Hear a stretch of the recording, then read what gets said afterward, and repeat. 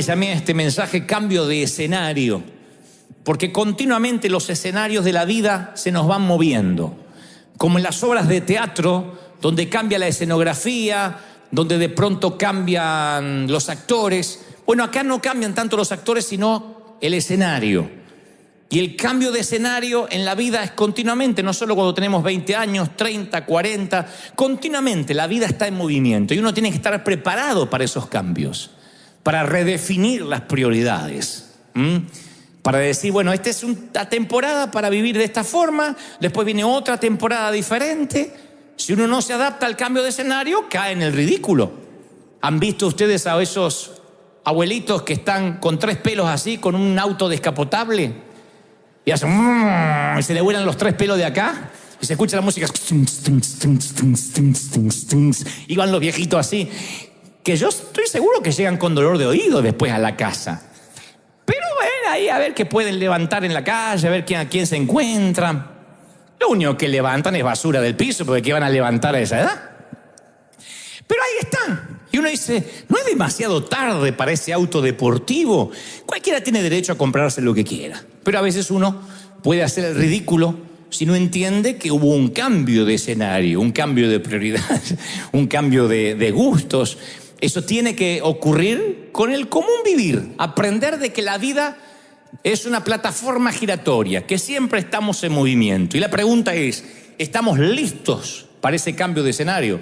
Saúl era el hombre de Israel, el hombre del momento, de su época.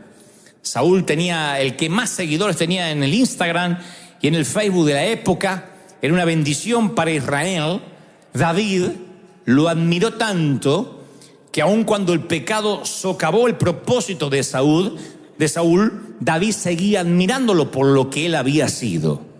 Pero Saúl tiene un problema, una tragedia, que es compartida por millones de personas hoy. No entendió que su escenario había cambiado. No supo decirle adiós a una temporada que se estaba yendo. Y cantaban las mujeres que danzaban, dice 1 Samuel 18:7. Y decían, Saúl tiene 1000 likes y David tiene 10.000 likes. Bueno, no dice eso. Saúl dio a sus 1000 y David a sus 10.000. Nada más que lo puse en contexto de redes sociales. Y se enojó Saúl en gran manera. Y le desagradó ese dicho. Y dijo, a David le asignan 10.000 y a mí nada más que miles de muertes. Pero a este tipo no le hace falta más que darle el reino. Y desde aquel día Saúl no miró con buenos ojos a David. Ahí empieza la caída de Saúl. Cuando él no entiende que tiene que decirle adiós a una temporada. Insisto con que Salomón divide la vida mínimo en 28 temporadas diferentes. Y si ustedes hacen un análisis exhaustivo, lo haremos juntos en algún momento, van a ver que las 28 temporadas las vivimos todos aquellos que hemos transitado mínimo 3 décadas o 4 décadas por esta tierra. Pasamos por esas 28 temporadas. Tiempo de reír, tiempo de llorar. Tiempo de plantar, tiempo de arrancar lo plantado, etcétera. 28 temporadas. El no entender que la temporada ha cambiado puede generar ese síndrome de Saúl, donde nos volvemos posesivos con el territorio asignado, egoístas, temerosos ante el cambio. Nos preocupa el cambio, lo nuevo. Y uno tiene que aprender a que las temporadas llegan y no se quedan para siempre, sino que se van. Cada temporada en nuestra vida tiene sus ventajas y desventajas. Si hay aquí adolescentes, dirán, bueno, la adolescencia tiene muchas desventajas, pero yo te puedo enumerar las ventajas que tiene. Si tú dices, nosotros tenemos hijos pequeños, no podemos dormir nunca, porque el que no tiene fiebre uno tiene cólicos el otro, yo te puedo enumerar ventajas que tienes con respecto a los que tienen hijos grandes, que a lo mejor no sufren con los cólicos del muchacho, del mamut de 25, pero sufren con otros problemas. Cada temporada tiene su desventaja y sus ventajas. El noviazgo tiene sus ventajas y desventajas, el casamiento tiene sus ventajas y desventajas. Cada edad tiene sus prioridades, sus cosas bonitas y sus cosas no tan bonitas. Y uno por eso tiene que aprender a redefinir las prioridades. Lo que para ti era una prioridad a los 20, ahora no te importa. Lo que para otros es una prioridad, a ti no te interesa o viceversa. Yo aprendí que los cambios de temporadas me paran en otro momento de la vida, en escenarios diferentes, porque todo está en movimiento. Nuestros gustos están en movimiento. Y así como cambian nuestros gustos, cambia la opinión pública. La opinión pública es inconstante. Y si nuestro gozo, nuestra vida va a estar regulada por la opinión ajena, vamos a ser pobres infelices, dependiendo de la aprobación o la desaprobación ajena. Y Saúl luchaba con la aprobación o la desaprobación de la gente, era un adicto a eso. Él estaba acostumbrado, a las alabanzas, a que la gente le diga cosas, le cantaran canciones. Era el primer, único rey de Israel. Y de pronto la gente empieza a vitorear a otro, a un muchacho que era su yerno, que era el que le había salvado el pellejo, que era el muchacho que enfrentó al gigante, de modo que Israel no se avergonzó, y mucho menos el Dios de los escuadrones de Israel. Pero él se pone celoso y nunca más pudo ver con buenos ojos a David a partir de una canción. A veces nuestro yo, nuestro egoísmo se empieza a comprometer cuando pasamos por la puerta de una temporada a la otra, de un escenario al otro. Y uno necesita ser mayordomo para administrar nuestros días de sol para cuando cambie la temporada y lleguen los días lluviosos. Porque la vida es eso, mis queridos. Es día de sol y días de lluvia. Días de reírse y días de llorar. Hay días de angustia y días de estar exultante. Hay días de celebración y días de llanto. Eso es la vida, esos son los días comunes, enlazados unos con otros que hacen el collar de una buena vida.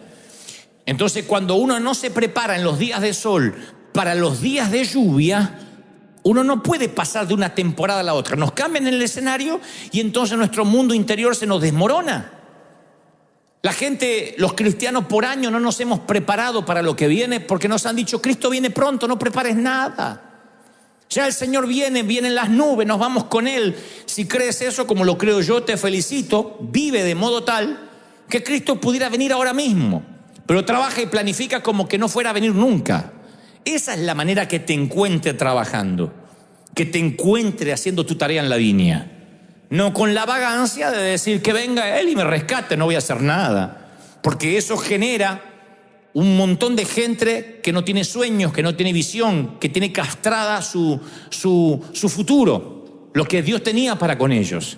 Entonces, independientemente de que creamos que el Señor viene y lo estemos esperando con premura, uno debe trabajar, esforzarse, decir, bueno, mi temporada va a cambiar, no siempre va a ser así, no todo se va a mantener igual. La vida cambia, los actores de reparto cambian, los que están a tu alrededor cambia. De pronto tenías un matrimonio, se deshace el matrimonio y tu escenario cambia. Y de pronto tenías una pareja y enviudas de una manera fortuita. Y tu escenario cambia de la noche a la mañana. Cambian los actores, cambian tu entorno, cambia tu mañana, cambia tu anochecer, cambian los cumpleaños, cambian los días del padre, cambian los días de la madre, cambia tu manera de celebrar la Navidad, cambia el escenario. Yo no te estoy diciendo que te prepares para una tragedia necesariamente, pero sí para los cambios de escenario. Porque si la identidad nuestra está aferrada a un escenario, cuando se mueva el escenario se nos desmorona el mundo interior. Hay pastores que ya no pueden predicar y contemplan el suicidio. Después de haber ayudado a tantos a vivir, contemplan no tener sentido de vivir. Y si bien algunos no se atreven a cometer el pecado del suicidio, se empiezan a dejar morir. La depresión empieza a crecer a pasos agigantados y ya no tiene sentido su vida porque no puede predicar como lo hacía antes. ¿Por qué? Porque su identidad está asignada o está relacionada con lo que decía, con lo que hacía, con la tarea de Dios en lugar del Dios de las tareas. Y hay un momento que los escenarios cambian. Moisés, se sentía en el mejor momento cuando apalea a un egipcio. Él tiene 40 años de edad. Él dijo, este es mi sweet spot, este es mi momento.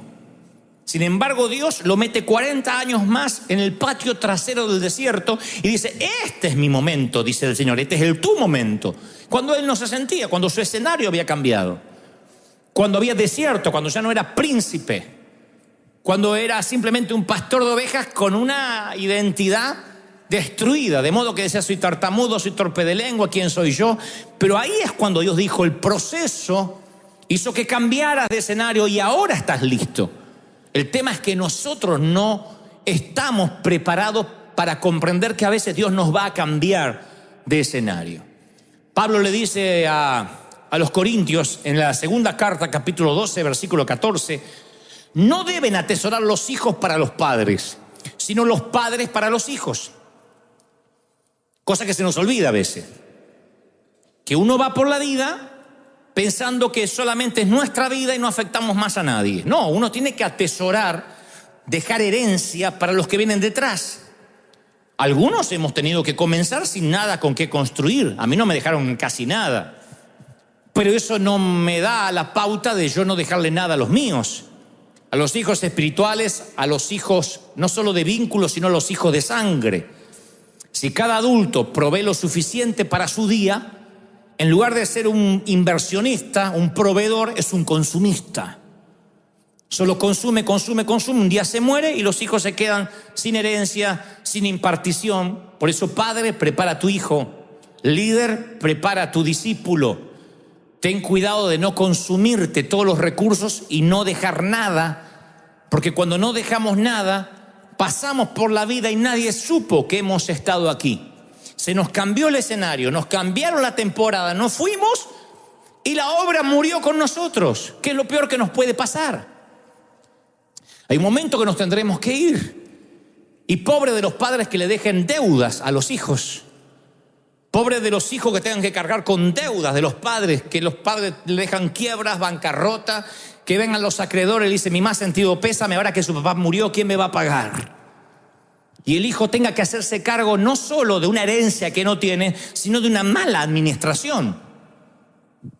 ¿Cuántos de aquí creen que son de bendición? ¿Cuántos dicen: yo soy una persona de bendición? Dígame amén si crees que eres de bendición. Si eres de bendición, dejas bendición. Te bendeciré y serás bendición. No dejas deudas. Si eres una persona de bendición, donde vas bendices. Ni que hablar de tus hijos, de tus discípulos. Una herencia es recibir gratis aquello por lo que alguien pagó un precio que tú no pagaste.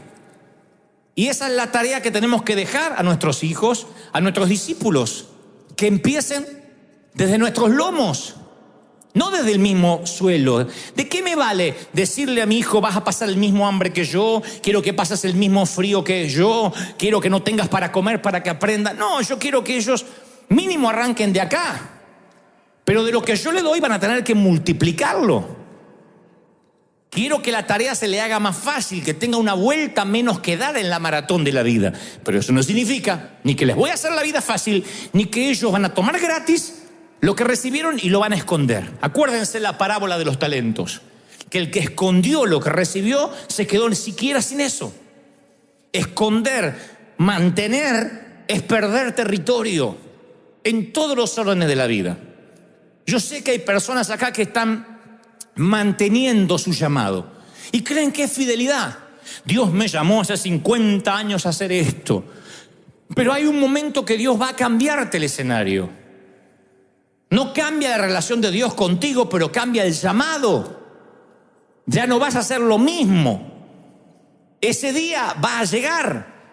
Y si no estás preparado para eso, te va a pasar lo de Saúl, que derrochó sus últimos años en tratar de matar a David. No podía entender que el gentío que bramaba por él ahora gritaba por otro. Y al no entender el cambio de temporada, su mundo interior se desmoronó. Hay gente que se mueve de país y se le desmorona el mundo, porque creía que la felicidad estaba en el país donde vivía.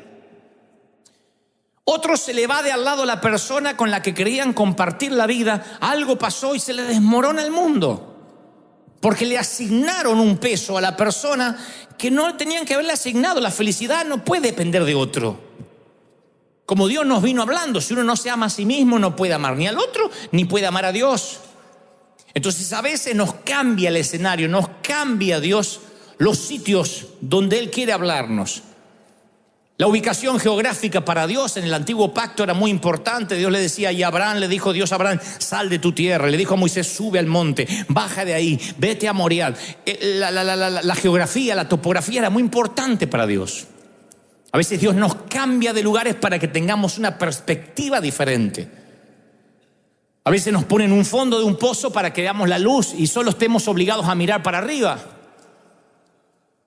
Y uno a veces para mirar para arriba tiene que estar una temporada en un pozo, en un hoyo. No nos gustan las temporadas de hoyos. Pero José, sin temporada de hoyos tú no llegas tampoco a Egipto. No nos gustan que nos odien la túnica de colores, pero sin el odio de tu túnica no llegas a tu destino. Hay temporadas. No se puede vivir de eterna primavera. Hay temporadas de primavera, de otoño, de invierno. El tema, ¿estás listo para ese cambio? ¿Estás listo para que cuando cambie tu temporada tú contribuyas al éxito de alguien más? No puedes morirte como jugador. En un momento vas a tener que ser entrenador. Hay mamis que no están preparadas para ser suegras. No están preparadas y por eso se transforman en las típicas suegras. Todas dicen lo mismo, no, yo sí estoy preparada. Y después un día la hija se le casa, dice, esta se casó y ahora se olvidó de mí, yo ya no importo. Y le agarró el espíritu de suegra porque no está preparado para adoptar un hijo más. A otros les agarra el espíritu de suegro. Cuando la hija dice, papi, este es el hombre, ay, es tan parecido a ti, te dice. Y vos lo ves y decís, si ese es parecido a mí, Señor, o le arreglas la vista o me llevas. No. No están preparados para que tus hijos tengan que volar su propio vuelo, como te pasó a ti, que volaste y no preguntaste a nadie. Nos pasa con nuestros hijos y nos aferramos, mantenemos el territorio. Es que mi hijo no se puede casar, todavía no terminó la carrera y no sabe lo que quiere. Yo sé que no sabe lo que quiere. Usted lo ve grandote, me dijo una mamá, usted lo ve grandote, pero yo sé su corazón que es chiquito. Yo lo veo como mi bebé. ¿Qué edad tiene? 31. No, pelo en la pata así tenía el vago.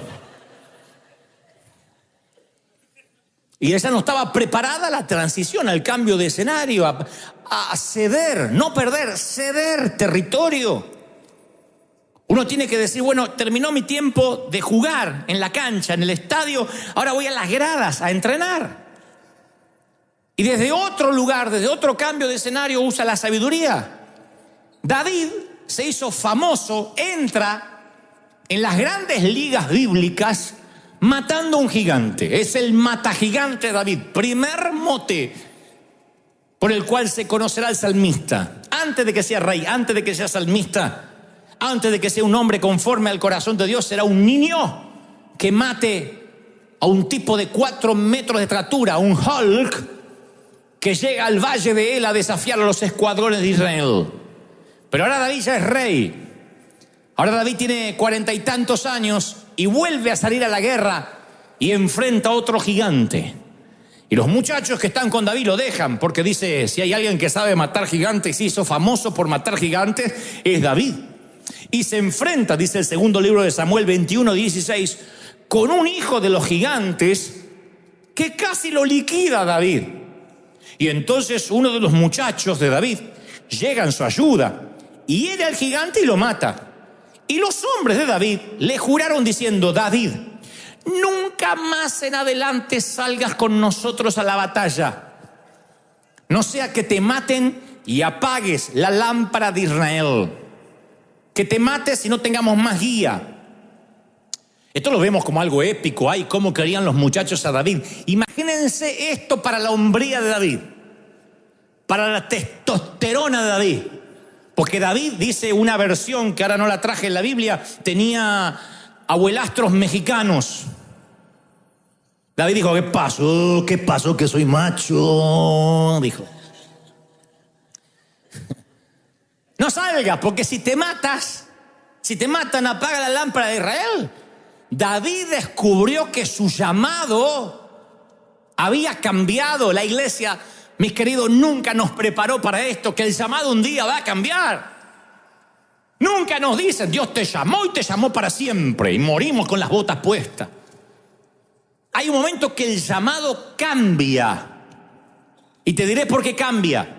Porque David ya no era necesario para matar gigantes. Y no estaba equipado para matar gigantes. Ni era necesario, ni estaba equipado para hacerlo. Dos frases que son principios de la sabiduría. Hay cosas para las cuales en la vida ya no eres necesario. Con todo el dolor del alma, mami, tu nene ya no te necesita, por lo menos del modo que tú crees. Ya no eres necesario en ese modo. Vas a ser necesaria en tu sabiduría. Cuando te vengan a buscar, no des consejo hasta que te lo pidan. Cuando vengan por ti. Pero cambia el escenario porque ya no eres necesario. No estás equipado. Hoy cómo nos cuesta esto. Cuando nos dicen ya no estás equipado. Ya no te entienden como antes. Lo que te gustaba a ti no le gusta ya a la gente. Hay artistas que se aferran a un llamado, a una forma, a un personaje y no cambia. ¿Vieron las películas de Rambo, la última? ¿Quiénes van a ver ese Rambo? Los nostálgicos. Yo vi el primer Rambo. ¿Lo vieron a Schwarzenegger? Hasta la vista, baby, que sale con un bastón. Harrison Ford, Indiana Jones. Actores que de pronto se aferraron, la gente los tiene en una imagen. Y encima la gente que los va a ver al cine dice, no me gustó, está muy viejo. ¿Pero qué querés? ¿Y le sacaron el respirador para que hiciera la película?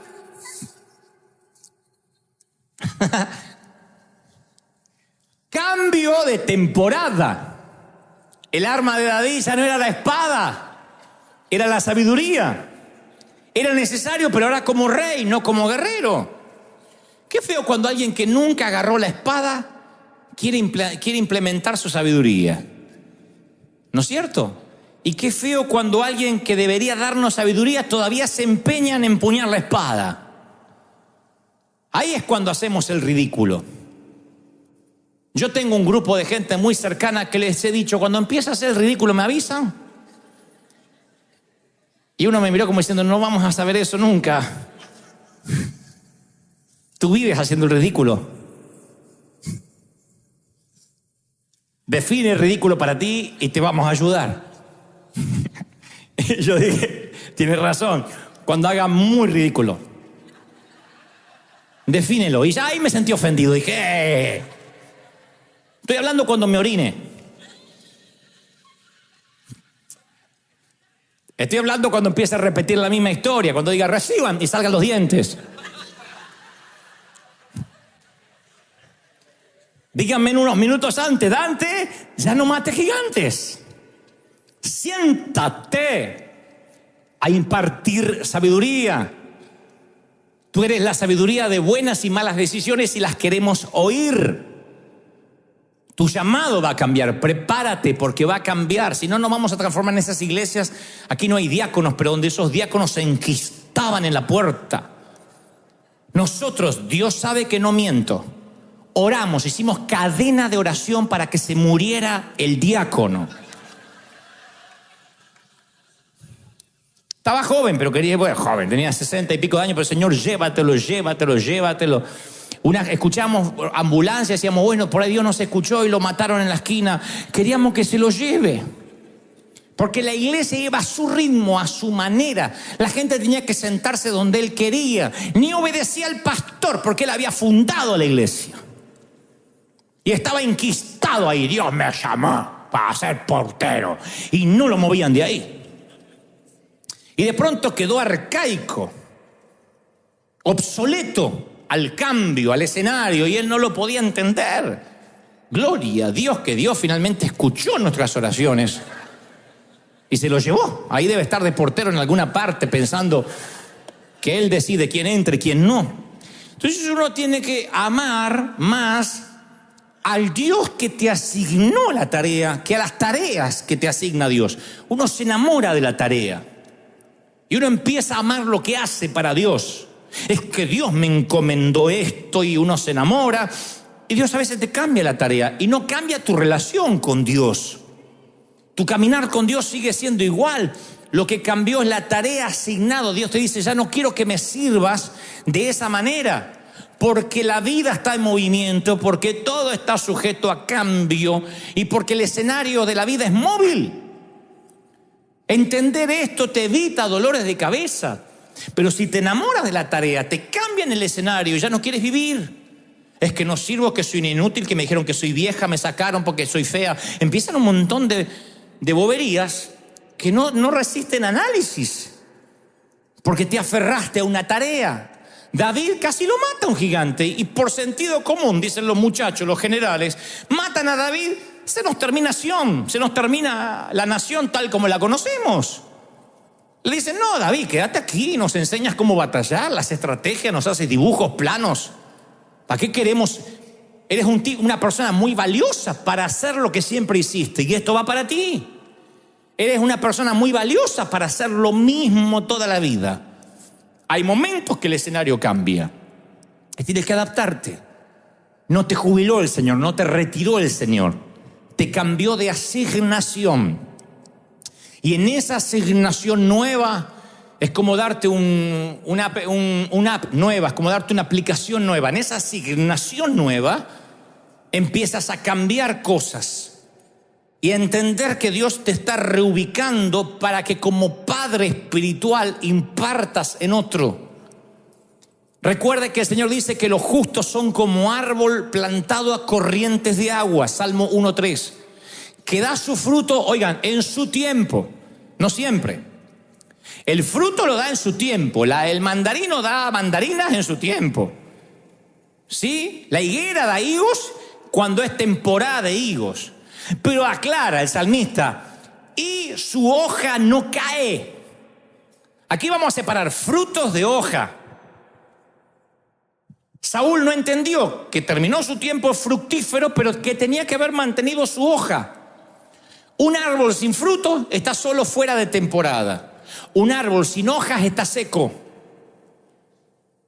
Y que no demos fruto no significa que nos tengamos que secar. A veces no es nuestro mejor tiempo, pero tenemos que entender que tenemos que seguir teniendo hojas, como pasa con jugadores de fútbol. Vaya deporte cruel, que para jugar al fútbol tiene que empezar mínimamente a los 16, 17 años en las inferiores. Para los 23, 24, la mayoría se le acaba la carrera a menos que sea una mega estrella. ¿Qué hace el jugador luego? Entrena, pone escuelas de fútbol, va de director técnico, ayuda, pertenece a un equipo técnico, entiende que ya no tiene frutos para que la gente lo vitoree cuando hace un gol, pero tiene hojas para que bajo su sombra puedan nacer frutos, aunque sea de otros árboles. Terminas produciendo a través de otras vidas. ¿Soy claro lo que trato de decir? Uno ministra, genera a través de otras vidas. Si yo hubiese terminado de evangelista mis días, no hubiese nunca impartido lo que he podido impartir estos 10 años. Entonces cuando viene alguien y me dice, Dante, yo aprendí tal cosa y aprendí tal otra y me animé a tantas cosas porque escuché aquel mensaje, siento que cuando yo me haya ido, mi fruto, aunque sea de otro árbol, estará surgiendo porque alguien fue impactado e inspirado, porque alguien recibió la misma impartición y ahora está generándolo. El llamado cambia, los reflectores dejan de iluminarte, iluminan al otro. Y así como la multitud y el aplauso se desvanece, hay que comprender que el alejamiento de la multitud no significa el alejamiento de Dios. Los papeles cambian, los trajes cambian, el escenario está sobre ruedas, pero Dios sigue manteniéndose fiel. Dios dice, ahora te quiero usar desde otro lugar, te quiero usar desde otro punto de vista, como no había sido usado antes. Por eso es necesario los mentores, los padres espirituales, y entender cuándo termina tu temporada de hijo y empieza tu temporada de padre. Algunos en la infancia no tuvieron un papá del cual aprender y necesitan espiritualmente asignarse un padre. David fue alguien abandonado por sus hermanos, por su papá. La Biblia no lo dice de manera explícita, pero cuando Samuel va a ungir a los hijos, le dice, llama a todos tus hijos, y Isaí no llama al menor. Y cuando le dice, no falta alguien, dice, sí, como diciendo, no insistas, ese es el renacuajo, ese es el que cuida las ovejas. No le dice, claro, ¿cómo se me pasó? ¿Qué trauma va a tener? No, ese no. Me dijiste un rey para Israel, ¿qué te voy a traer a ese? Con esa actitud de no tener padre ni hermanos, David llega al palacio de Saúl y se aferra a Saúl, pero Saúl era el tipo equivocado, porque Saúl tipifica al típico líder que es un tapón, un techo que no te deja crecer. Es el típico líder inseguro. Un líder inseguro tiene miedo que sepas más que él. Tiene miedo que aprendas más, que Dios te revele más. Un líder inseguro le dice a la gente, venga, que yo tengo la unción. Venga, porque otro no te puede orar. Un líder inseguro dice, yo soy el que da consejería acá. Ninguno más, porque yo sé qué decir. La inseguridad no le deja delegar. Y en la vida es igual. Las compañías que crecen son las que delegan, las que saben impartir el ADN. Los que hacen que el ADN, aunque el lote vaya creciendo, se mantenga, a pesar de que la compañía crece a pasos agigantados. Pero aquel que quiere ser patrón y empleado y hacer todo a la vez, su temporada cambia y un día se ve haciendo el ridículo, tratando de matar gigantes cuando ya no puede. Lo tenemos que entender hasta en la forma de vernos en la vida, la forma de vestirnos. Hay una edad en que ya no tienes el equipamiento que tenías antes. Alguno no entendió y el que entendió le explica en la casa. Mira así, dice, eso no tienes equipo. No prepararse para eso es querer aferrarse. Ustedes vieron, por ejemplo, gente que se opera o que se hace cirugías. No tengo en especial nada en contra de los que se hacen cirugías, pero yo nunca he visto a una dama o a un hombre muy adulto operado y que yo dijera, un chico de 20, no. Es un viejo operado.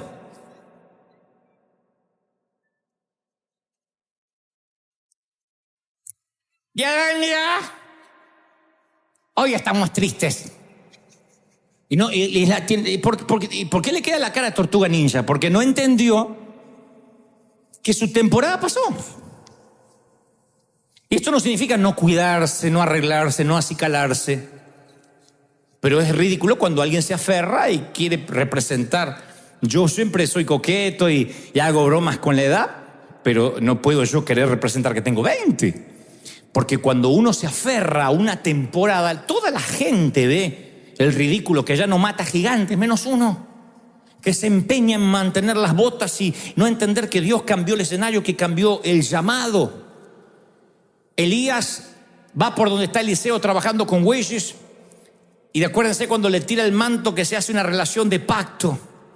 Eliseo dice, tú vas a ser mi padre espiritual, me despido de mi familia y me voy contigo. Y empezó una relación de pacto entre los dos, de padre e hijo espiritual, y algo se despierta en Elías. Entonces yo voy a decirte esto que alguna vez comenté y lo volveré a repetir. Todos nosotros, comprobado científicamente, en nuestros genes, por años, pueden viajar determinados talentos o dones. O sea que nuestro ADN, mejor dicho, técnicamente, hablando correctamente, sería que en nuestro ADN viajan genes que heredamos de abuelos, de bisabuelos, de algún antepasado, y no se activan hasta no estar en el entorno y la atmósfera o con la persona correcta. Te lo voy a poner así. Mi abuelo materno, papá de mi mamá, al cual nunca conocí, era un artista, escultor, actor, dramaturgo. Y yo no lo conocí nunca, porque cuando yo nací, él ya estaba muerto, así que yo nada más conocía a la familia, a los abuelos de los Goebbels, que eran todos los borrachos, los que te morían de cirrosis. Al artista nunca lo conocí. Y un día, con un bloc de hojas, estando solo en casa, se me activó el gen de la creatividad y empecé a dibujar de modo que asombraba a aquellos que habían estudiado dibujo. Si bien es un don divino, mamá siempre decía, eso está en tus genes. Papá era así, un escultor, un dibujante, un artista. Y cuando empecé a actuar frente al espejo decía, me haces acordar al abuelo. Papá era así, vivía actuando, cantando. Viajó en mis genes, quedó allí y se activó cuando estuvo la atmósfera correcta. A veces una persona Acá debe haber gente que tuvo parejas. No digas amén, pero que le vaya al que le quepa el poncho. El que le quepa el saco. Entonces tú dices, ¿cómo puede ser que con fulano o con fulana yo era frío, apático, no sentía nada? Y te convence, yo soy frío, fría, yo soy así. Si tengo que cumplir, cumplo una vez cada año bisiesto, pero nada más. Cambias de pareja porque enviudas, porque... y de pronto sale la leona de adentro.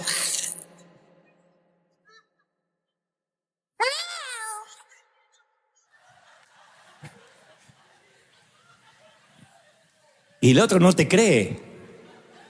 Epa, ¿qué pasó? No, me nació. Pero tú dices, ¿cómo? Claro, la persona no es qué, es con quién. La persona correcta despierta de pronto en ti cosas que antes no. La iglesia pasa lo mismo. Ibas a una iglesia y capaz que te dormía, el servicio no te terminaba más. Y ahora llegas a otra iglesia y dices, ¿ya terminó? ¿Qué cambió? El entorno, la gente, el escenario, los actores. Cuando cambia tu escenario, de pronto descubres genes que estaban allí sin activarse. Porque la palabra dice, la vida humana nace del hombre, Juan 3:6, mientras que la vida espiritual nace del espíritu. Entonces hay cosas que nacen cuando hay un ambiente de fe para activarse. Y hay padres espirituales que activan genes que estaban dormidos. Cuando llega un padre espiritual que activa genes, acá había gente que tenía la beta histriónica de ser artista. Y claro, se va a un entorno donde dice todos esos pecados, saca el Netflix, saca el otro, saca del mundo. Tú tienes un miedo y dices, no, me voy a estudiar teología o me voy a meter de veterinario porque nada más. Pero de pronto llegas donde hay un entorno, vamos a estudiar teatro y vamos a tomar las artes y si viene un artista, lo abrazamos. Tú dices, wow, y se encienden genes que estaban apagados o que estaban dormidos o adormecidos o anestesiados. ¿Tiene sentido lo que trato de decir, sí o no? El entorno, un padre espiritual activa como Elías activó en Eliseo. ¿Cómo se activa eso en ti? Bueno, Eliseo nos daba la pauta, él se puso a servir a Elías. Hay gente que quiere el manto, pero sin servir. Quiere los dones sin servir a quien tiene los dones. Nadie te podrá dar lo que no tiene. Y si Elías tiene lo que tú deseas, sírvelo. Porque en algún momento se irá de tu vida y ese manto caerá. Yo siempre admiraba a los predicadores y trataba de servirlos. Cuando hablo de servir no hablo de servilismo, de correr con el café atrás o de lustrarle los zapatos. Hablo de hacerle la vida más fácil, de decir, a ver, yo salgo a pelear con los gigantes, tú dime cómo. Hablo de sentarme a sus pies y aprender. Hablo de ser discípulo, de ser enseñable, moldeable. Y cuando uno se deja moldear y aprende y está sirviendo, ahí es cuando cae el manto. Contaba en el servicio pasado que hace poco fui a la Argentina, me entrevisté con Ramón Ortega. Ramón Palito Ortega, famoso cantante de los años 60 de Argentina, que terminó siendo un gobernador de una de las provincias de mi país. Me reuní con él porque él fue el primero que fue a una de nuestras cruzadas. Le dije, Ramón, quiero que me cuentes algo de tu vida. Y me contó, yo vine de la provincia, o sea, de los ranchos, de los caseríos. Llegué a Buenos Aires a vender café en vasos de plástico. Y dije, si solo me pego a los que venden café, voy a envejecer vendiendo café. Con el mayor respeto que me merece este oficio, no lo estoy desmereciendo. Pero él decía, lo único que quiero es dejar de vender café para hacer otra cosa. Entonces no tengo que rodearme de un entorno solo de vendedores de café. Entonces usó el café para pararse en las puertas de los canales de televisión y decir, quiero un cafecito. Y alguien muy famoso le dijo, pasa y sírvenos café. Y él pagaba los cafés gratis que regalaba, porque le tenía que pagar a quien lo contrataba. Así que cuando regalaba un café, lo ponía de su bolsillo y le daba a los locutores, a los actores. Y ahí se hizo parte conocida del ambiente, del entorno. Y un día falta alguien que toque la guitarra. Y uno de ellos le dice, ¿de casualidad tú no tocas la guitarra? Sí, y la tengo acá en la moto. Y trae la guitarra. A partir de ahí empieza a tocar la guitarra, empieza a actuar, empieza a cantar, disco de oro, de platino, millonario, graba películas, se transforma en una estrella y él me dice, todo se debe a que Dios me puso en el lugar indicado, a la hora oportuna. Yo le agrego a esto, todo se debe a que tú amabas ese manto y te pusiste a servir bajo ese manto, y cuando el manto cayó, tú estabas ahí. ¿Lo crees de verdad, sí o no? Entonces, ¿cómo quieres un manto sin servir? Sin estar ahí. Estate ahí porque un día ese manto va a caer. Miren, cada tanto yo creo que llega a nuestras vidas personas que nos pueden influenciar, personas que nos pueden cambiar. Llegan y son huéspedes, no se quedan para siempre. Son ángeles disfrazados. La palabra de Dios dice que a veces hospedamos ángeles sin saberlo. Y malinterpretando las escrituras, hay de los que piensan que un ángel necesitaría nuestro hospedaje. Yo quiero creer, o me inclino más por la teología, que hay personas que tienen asignaciones divinas como si fueran ángeles. Y son ángeles de algún modo. Y que llegan a nuestras vidas, son huéspedes temporarios. Y aquel que camina por la vida con los ojos abiertos los suele identificar. No son perfectos, no son intachables. Estoy hablando de gente que son agentes enviados por Dios para impartirte un manto. Son padres. Son personas que te ayudan. No siempre tiene que ver con el linaje sanguíneo, a veces es un linaje de vínculo. Son personas que llegan a tu vida. Y cuando Dios te conceda la oportunidad de caminar en la presencia de esos tutores, de esos papás sustitutos, tú lo vas a saber sin consultarle a nadie. Su voz te va a calmar. Te van a decir 2, 3 frases y te va a traer una calma y una paz. Su voz va a llevarte por delicados pastos, te va a tranquilizar. Cuando termines de hablar con esa persona, te vas a llenar de sueños, de expectativas. ¿Cómo lo sé? Porque yo siempre fui un buscador de oro. Tenía 17, 18 años y en lugar de irme con chicos de mi edad, yo me iba a sentar con los viejos. ¿Me puedo sentar acá? Cuando trabajaba en el seminario bíblico, yo me sentaba a desayunar y a almorzar con los profesores y los escuchaba. Omar Cabrera, tremendo hombre de Dios que partió a la presencia del Señor, él me dijo, tú solo mantén el norte, nunca te muevas y logras ser un hombre enfocado. Ay, mi viejo, van a caer 1000, van a caer a 10.000, tú sigue enfocado. Un día te van a empezar a criticar, van a decir eso no es de Dios, que no, tú sigue, así como esos caballitos que van en el surco, tú sigue, no me olvido más. Y un día se fue Omar, un día estos hombres se van y desaparecen como fue arrebatado Elías, y uno si no aprecia el momento, carpe diem, si uno no atrapa el momento, carpe diem, si uno no atrapa el momento, tú no puedes retener al hombre, el hombre se irá, lo único que puedes retener es el momento.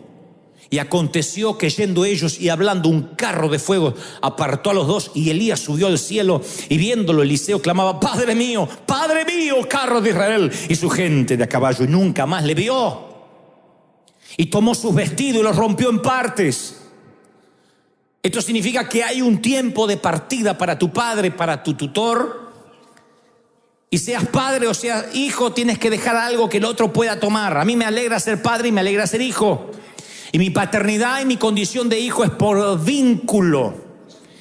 Y me agrada haber tomado mantos que otros despreciaron. Y me agrada dejar legados que ni sé a dónde. Pero me encantará en otros árboles ver otros frutos y yo apenas conservaré las hojas. Me encantará ver frutos, ministerios que hacen cosas distintas que yo ya no puedo hacer. Me di cuenta que estoy obsoleto en algunas cosas. En otras sigo siendo un posmoderno, pero en otras soy un posviejo. Me doy cuenta que hay cosas que ya me llegan tarde. Música, maneras de predicar. Digo, nunca lo voy a poder hacer. Pero después me dicen, yo fui inspirado para hacer esto. Y digo, qué bueno, un fruto que desde mi rama nunca hubiese podido nacer. Pero lo inspiraron mis hojas. Lo inspiró que no me sequé. Entonces yo quiero que le digas a tus hijos, si eres papá, si eres mamá, lo que yo te voy a decir a ti.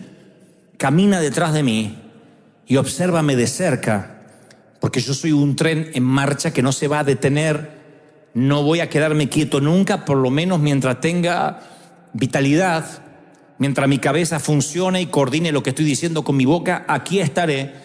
Retén el momento, porque el hombre no puede ser retenido. Toma beneficio de lo que puedas aprender. Aprende más de mis errores que de mis aciertos. Dile, eso no lo voy a hacer. Cuando Dios me ponga allí no voy a equivocarme como Él, porque tú puedes aprender lo que no se debe hacer también. Y cuando venga mi carruaje y tú te quedes nada más que con el viento, toma lo que yo haya dejado atrás y por el amor de Dios multiplícalo. Seas hijo o seas padre, dile eso a tus hijos. Cuando yo me vaya, no permitas que entierren la unción conmigo. Qué triste que Eliseo fue enterrado con su unción. Qué triste que hubo un Gehazi que en lugar de una triple unción prefirió los tesoros de Naamán y estaba ungido Eliseo en sus huesos, de modo que cuando tiraron un muerto en su sepultura resucitó. Lo contamos como un milagro, para mí es casi un fracaso. ¿Pero de qué sirve la unción en un muerto o en huesos? No permitas que la unción se vaya contigo. Deja una herencia, deja algo que tus hijos puedan seguir. Deja un patrón de vida, un patrón de comunicación, algo que sea claro. Y claro que somos falibles y claro que tenemos errores. Pero un día nos vamos a ir y seremos nada más un eco, una voz, alguien que estuvo, una sombra. Y la obra va a continuar si Cristo no viene antes. Y nos van a recordar del avivamiento de la calle Broadway. Nos van a recordar como aquellos hispanos que de la nada surgieron. Pero habremos sido historia. Tú y yo algún día estaremos en una fotografía vieja.